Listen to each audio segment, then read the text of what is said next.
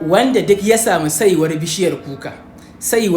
kuka amma wacce take a gefen hanya, kuka da take a gefen hanya sai a samo saiwar sai a kankare bayan, idan aka kankare bayan sai a shanya shi ya bushe, idan ya bushe sai a dake shi a baiwa mace mai kwantaccen ciki, insha Allahu cikin zai motsa bija rasulullahi, za ta rinka sha kullum,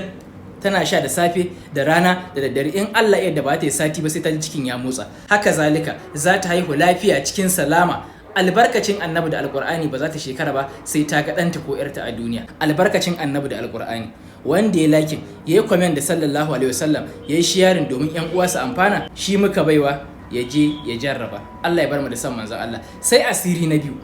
wanda duk ya samu saiwar sabara sai ya kankare bayan, ya kankaro bayan ya zuba a cikin ƙwarya, ya kawo ruwa